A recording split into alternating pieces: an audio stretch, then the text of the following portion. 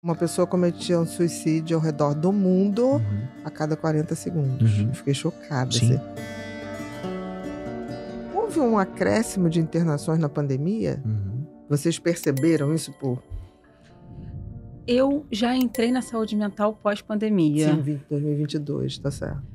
Porém, eu trago uma experiência como profissional de saúde. Eu acho que a pandemia, ela trouxe uma marca. Ela trouxe... Eu acho que o confinamento, ela trouxe várias reflexões para o indivíduo. E isso também trouxe um olhar para o aspecto emocional que antes, com a rotina do dia a dia, porque você tinha que sair, você era uma pessoa rotineira, e quando você falou, não, você vai ficar confinada por Você é obrigado.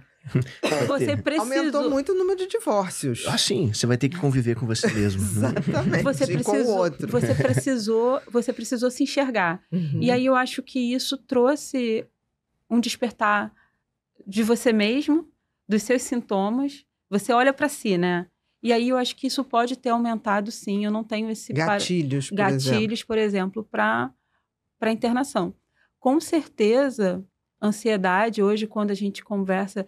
Eu lembro, antes da pandemia, eu não escutava muitas pessoas falando, eu tô com um episódio ansioso, eu tô me sentindo depressivo. Eu não ouvia muito isso no meu círculo de amigos e no meu círculo de trabalho.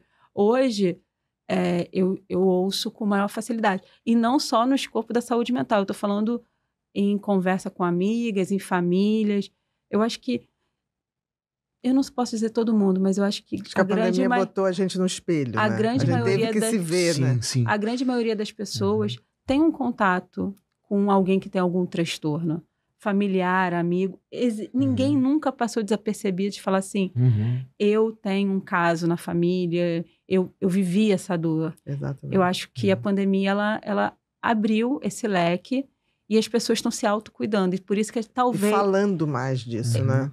Aí que cabe essa questão, né? Que essa dúvida que fica do viés, né? Será que de fato aumentou? Ou será que reduziu-se o estigma e as pessoas se permitiram falar mais sobre isso e aí dá a impressão que aumentou, né?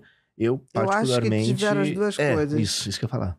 Acho que vende tem um pouco porque de cada é mais fresquinho, mais fresquinho vende mais. Isso. Porque o confinamento, né, ele leva aos transtornos mentais, Com certeza. Por exemplo, uma pessoa que fique confinada, cerca de 25% delas até podem ter experiências alucinatórias, ainda que não, de fato, essa coisa da gente ser social, né? A gente ter esse contato olho a olho, eu acho que isso aí... Eu vi que aumentou, assim. Na minha prática, eu ainda atendia na época, aumentou muito transtornos ansiosos, transtornos depressivos, e teve um índice de suicídio que ficou aumentado. Sim, e fobia social também. O que eu posso te dizer é que após pandemia... Toque também. Toque, sim. Piorou muito pela questão da higiene. Aquilo entrou num processo ritualizado de higiene. Teve gente, eu atendi gente que perdeu digital por excesso de higiene em álcool. Sim, pode ser muito grave. Bia, o que eu posso te dizer é que pós-pandemia a gente botou uma lupa sobre o suicídio. Exatamente. Vou trazer dentro da minha prática profissional hoje todos os manuais de certificações nacionais e internacionais de qualidade tem um ponto, como que você lida com o paciente com suicídio ou com tentativa de suicídio. E é uma dor não só para o hospital especializado, mas para os hospitais gerais que precisam lidar com ele, e não é a prática clínica. Exatamente. Emergência de hospital clínico. Que chega muito paciente com tentativa de autoextermínio. Como que a gente lida com esse paciente? E isso é um desafio, foi um facilitador que a gente propôs, a gente tem uma parceria com alguns hospitais que o especialista de psiquiatria dá suporte nos hospitais clínicos para tratamento dessa patologia ou desse transtorno. Dessa tentativa. E a gente faz referência e contra-referência. Você tira esse paciente da parte clínica e depois você me transfere ele, que a gente tem essa parceria entre hospitais, que a gente pode tratar também esse paciente e dar qualidade de vida para ele, pós uma tentativa de autoextermínio, né? Você está falando que botou lupa, e botou mesmo, mas assim, eu sempre coloquei que 2016 foi quando eu lancei Mentes Depressivas. Naquele ano foi o ano que a Organização Mundial de Saúde dedicou à prevenção de suicídio, porque na época já era uma pandemia. Sim. Isolada, que ninguém via. Naquela época, uma pessoa cometia um suicídio ao redor do mundo a cada 40 segundos. Eu fiquei chocada. Assim. Eu falei, não, eu quando vi o dado, eu falei, essa estatística está com viés. Não, é 40 minutos. Não pode, não pode. Eu olhei, não, 40 segundos. E assim, é interessante... Era mais do que tragédia natural. É interessante a perda de vidas era mais do que com tragédia certeza. natural. A gente não tem essas informações, assim, divulgadas na mídia, e nem deve não ter, deve, né? Assim, porque existe um efeito, né, na psiquiatria, na sociologia, chamado efeito Werther, né? Werther, principalmente são pessoas, assim, alguém que o público gosta muito. Isso pode botar como, meu ídolo fez isso para se livrar da maldade do mundo, eu também vou fazer. Então, o efeito Werther. Que surgiu quando o Goethe, né, lá na Alemanha, ele publicou o livro Os Sofrimentos do Jovem Werther. Na época, as pessoas liam mais. E alguma coisa. E aí, assim, é um clássico, não tem problema quanto ao final. No final do livro, o Werther se suicida. Por amor. Por amor. É quase um Romeu e Julieta. Isso aí.